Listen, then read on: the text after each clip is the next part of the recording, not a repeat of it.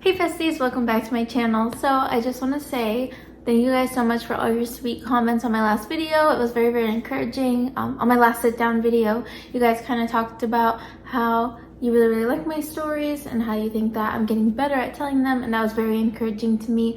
And then we also hit 230 subscribers, or subbies, or besties, so I'm very happy about that.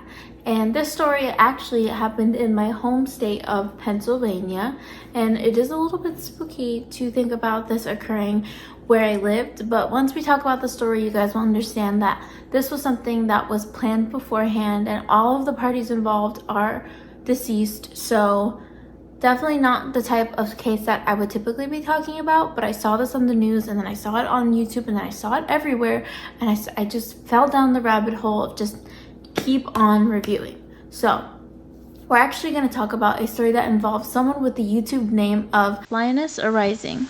So her name is Morgan Daub. She is a 26-year-old woman, and Morgan just moved with her family over to a home on West Manchester, York, Pennsylvania. This family actually recently moved there. They were all very devout into religion, so they believed in Jesus, they believed in all of those things. They were also a conservative family, which this actually plays a role in the story. If not, I would have not mentioned it, so do not think it's because I'm that kind of person. I just think that this plays a rather large role. So Morgan's beliefs and her fundamental core actually plays such a big role in this case. So where do we start? Morgan has a history, and this is according to what law enforcement and the York coroner said. Morgan had a history of mental illness, and as found in the notes that were at the scene, Morgan's mother and father actually corroborated with the story because Morgan was having auditory hallucinations. Morgan had regular hallucinations where she was seeing things and she was believing things. So that is actually seen in Morgan's YouTube videos. On January 24th, 2023, it can actually be seen that Morgan posted a YouTube video to her channel where it said, "Follow me as I follow Christ." And this was interesting to police officers because when they arrived at the scene on January 25th, 2023, various items and notes and Bible pages were found. It seemed as though Morgan had some sort of auditory hallucinations that had her believing that she was the Antichrist. And also in one of her other previous YouTube video uploads, which she has 3 videos on her channel, the first one she can be seen saying things like a pop-up shows up on her Windows 7 screen, and she says that the pop-up is the United States government surveilling and watching her.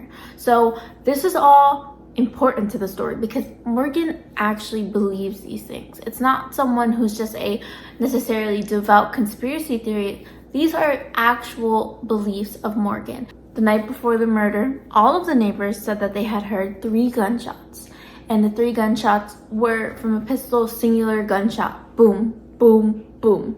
That's what they heard. And none of the neighbors had called during that night.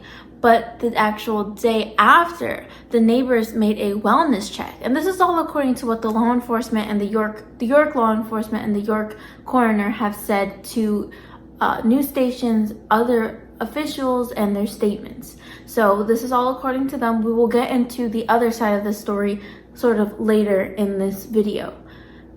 Basically, Morgan and her family, she goes to her mother, and this is before this happens, and she says, this is all in the note. "Mom, I'm having these auditory hallucinations. I basically want to end my life." And when Morgan says she wants to end her life, her mother then agrees, and her father says, "I cannot do without my wife and my child. I must tag along, essentially. We must all do this together." And I could definitely sympathize with her mother because losing your child is very hard. And Morgan, from what they said, government officials, she was not medicated, being unmedicated, and also being vocal about these beliefs, and nobody kind of pushing back on her, or nobody essentially telling her, you need to get medicated, you need to take care of your mental health. Mental health is very tricky. Her family did not want to tell her what to do. They didn't want to lock her up. If someone comes to you and says, "I have this mental illness, I believe aliens are coming," and this, you don't necessarily want to lock them up forever and send them to a cell. So this is a very touchy, tricky situation. Law enforcement shows up after a wellness call is made on January 25th. Basically, they take a look at the crime scene. They walk into the house. This is interesting. There is the dog, the dog was actually under some sort of sedative or some sort of, thing to keep the dog knocked out. There was instructions on how to take care of the family dog, which was written by either Morgan or one of the family members. There was a living will attached to the back balcony patio window. So balcony or patio window, like a sliding glass. There was a living will actually attached to that. None of these are released by police yet. So if there's any updates, I will create another video to update you. But there is lots and lots of conspiracies about this. So they look at the living will and they read it. And it says if they were found living, to please let them die. So essentially, if they were found and they had shot themselves and they didn't carry through, let them kind of bleed out or let them, end it. And so that was interesting to the officers because they've never before seen something like that. And then there was notes found at the scene as well from her mother, her father, and herself that corroborate that this was some sort of murder or homicide-suicide, where the mother agreed, the father agreed, and the daughter was the one who came up with the plan. Kind of like a suicide pact, a lot of people call it that. But as they read further, it seemed as though Morgan had wrote in the notes that the father could not put himself to end his own life. So he tasked the mother with completing it. And the mother could not put herself either. So there was 2 pistols. Morgan had taken one of them, shot the father, then the mother, and then herself. Morgan, her mother, and her father, according to what I've seen on this one YouTuber's post, they were found under a tarp. Which is very interesting because that would mean that she would have to tarp outside in the backyard area. No fencing, nothing, just found under a tarp. It would have to be the father was shot, drug out, and he is a rather large man, to the backyard.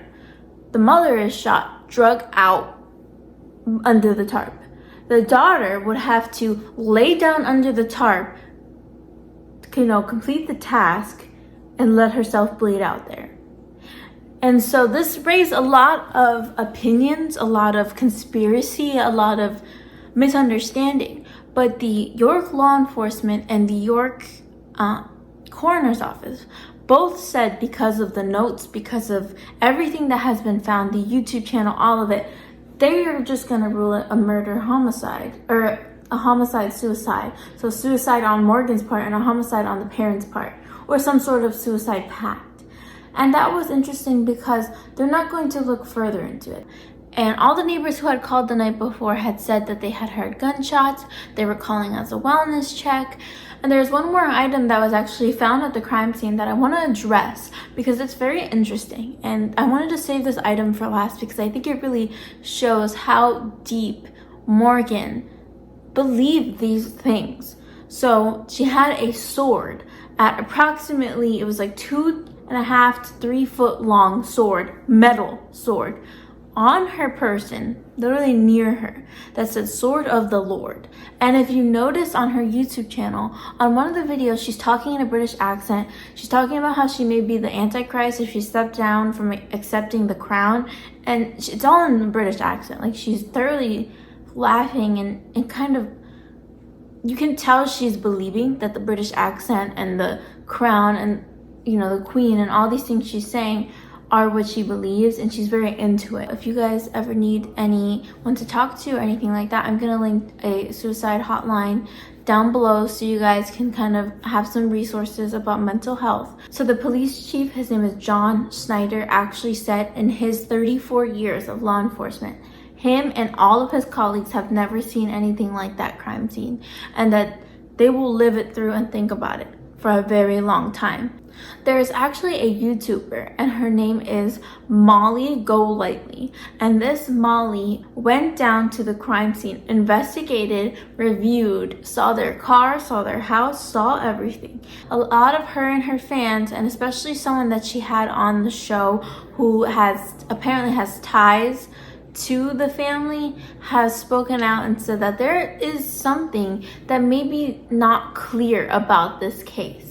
let me know what you guys think about this case down below. Have you seen Molly's videos? Have you been reviewing any of the statements? Have you seen this in the news? Let me know what you guys think. If you have any other questions, please leave them down below. And if you have any other cases you want to listen to, please check out the link down in my bio where you can let me know any cases that you want to hear about. Thank you guys so much for watching. I appreciate you guys. Have a great day. Bye.